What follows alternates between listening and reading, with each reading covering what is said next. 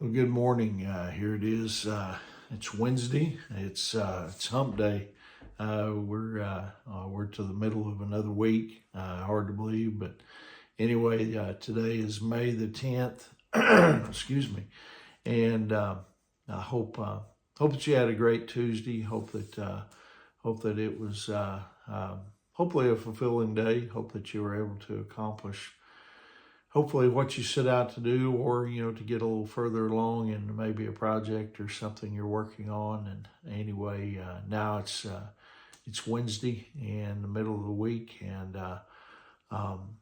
hope that you're well rested this morning, and ready to tackle whatever opportunities God has given us with this new day. And anyway. This morning, I want to share with you a devotional entitled Learn How to Be Gentle by Walking with Jesus. Gentleness is a prerequisite to leadership. I mean, no matter where, you want to be, a leader, whether it's in church, government, business, home, school, or, your community, you first have to be gentle. In Proverbs chapter 11, verse 16, it says, "A woman of gentle grace gets respect." And that's true that's true for men too. Gentleness leads, to respect, and no one can truly lead without, being respected. It said this in Matthew 11:29 that Jesus was gentle and humble in heart. He was strong in every way. He could make arrogant leaders, speechless, and overturn tables in the temple. But you see, he never lost his temper.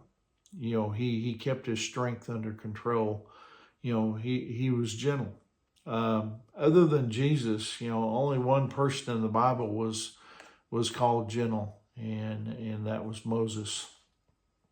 Now you probably have this picture, or you think of Moses, as a strong leader. He took on Pharaoh, the most powerful man in the world at the time, and demanded that Pharaoh, let God's people go.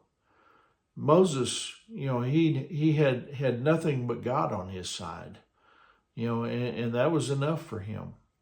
But before Moses was a leader, Moses was, he was gentle.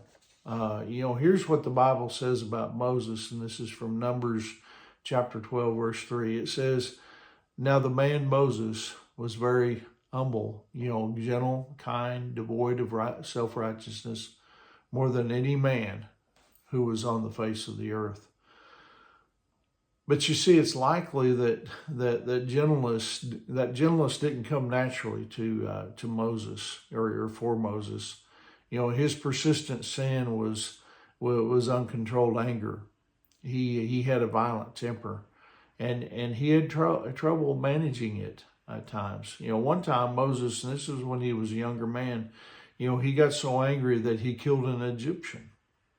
And when Moses, he came down from the mountain, after receiving the Ten Commandments, if you remember, he found the Hebrew people, they were worshiping an idol, a golden calf. And he was so angry that he threw down the Ten Commandments and he broke them. And anger was what kept Moses from, entering the promised land. So how could, my printer just woke up, excuse that, but so how could the guy who had a lifelong problem with anger be the only one in the Bible besides Jesus who's called gentle? Because it's because Moses, he was teachable. You see, when people spoke to him, about areas of his life, that needed changing, it didn't make him angry. You see, instead, he learned from them. You see, he was gentle.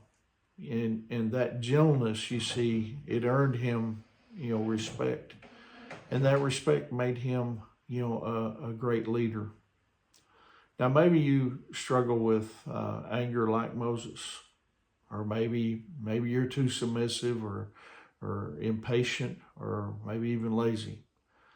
whatever you struggle with, choose to have a gentle, teachable spirit, because you'll find that gentleness earns you, the respect of the people around you. And, I think the people of God need to be known for their gentleness. I think, and it doesn't mean that's not a weak trait. I truly believe, being like Jesus is really the model we need to offer. And when we're gentle of spirit, then hopefully the people see something different about us, and they respect that, and they want to know more about, what makes us that way. And then we have the opportunity to share with them and to talk to them about Jesus. But anyway, I hope you have a wonderful Wednesday. I hope you have a fantastic day. And remember, Angie and I, we love you guys, and we're praying for you. And Lord willing, I'll see you tomorrow morning. God bless you.